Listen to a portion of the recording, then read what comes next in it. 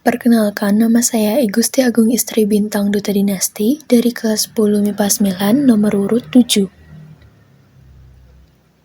Pada hari ini, saya akan melakukan pembahasan materi tentang skalar dan vektor.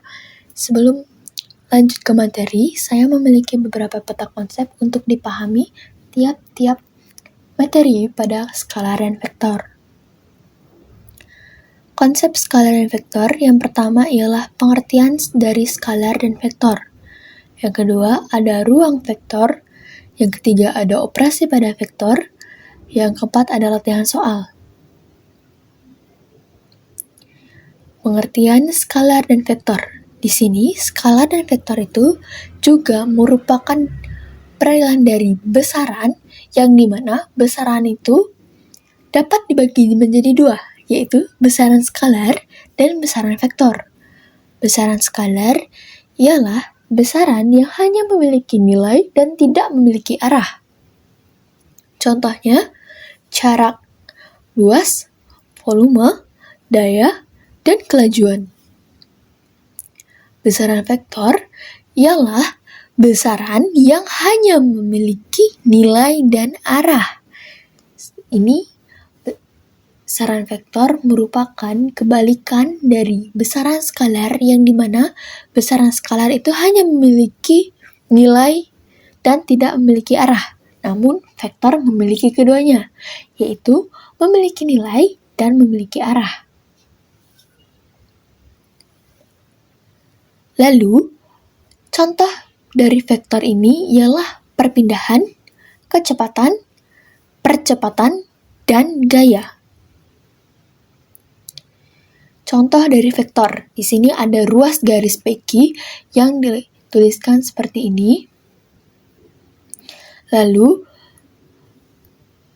titik pangkal B dan titik pangkal ujung Q dari vektor, maka disebut sebagai vektor PQ. Panjang vektor PQ dilambangkan sebagai mutlak vektor PQ.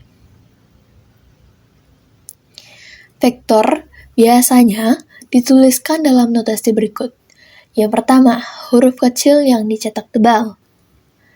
Seperti A, B, C yang dicetak tebal, dan sebagainya. Dengan contoh, vektor PQ ditulis sebagai vektor A yang dicetak tebal.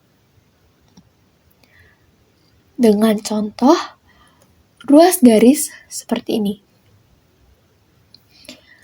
Lalu pada yang kedua, huruf kecil yang di atasnya dibubuhi tanda panah.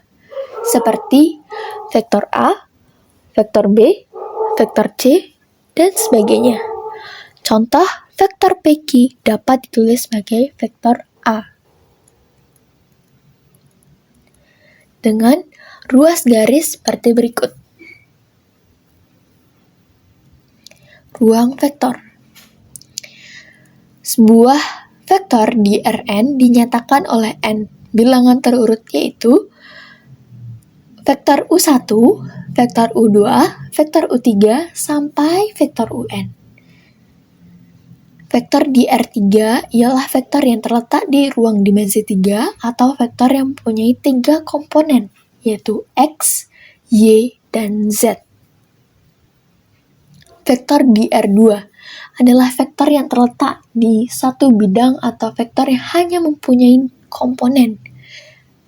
yang mempunyai 2 komponen, yaitu X dan Y. Pada kali ini saya akan hanya membahas vektor di R2.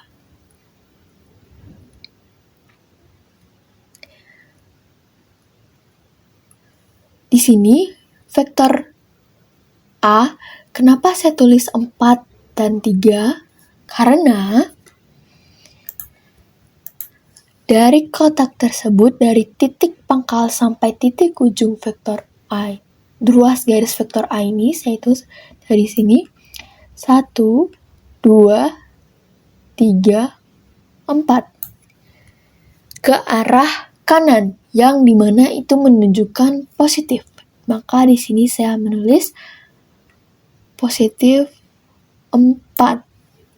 Dan saya hitung ke atas, 1, 2, 3, ke titik ujung vektor A. Maka saya tulis sebagai positif 3 karena dia menuju atas. Nah, 4 itu dari 4 ke kanan itu menyatakan arah yang positif. Atau bila ia menunjukkan ke arah kiri itu menyatakan ke arah yang negatif.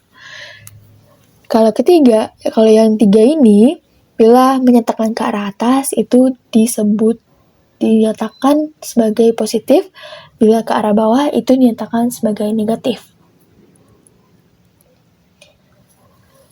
Pada vektor B, min 2 dan min 4. Kenapa? 1, 2 ke arah kiri. Saya tadi mengatakan bahwa bila dia ke kiri itu menyatakan dia negatif. Jadi saya tulis di sini min 2 karena dia ke arah kiri.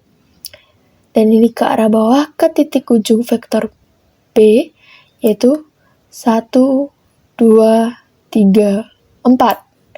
Maka saya tulis sebagai min 4 karena dia ke arah bawah dan itu menyatakan negatif.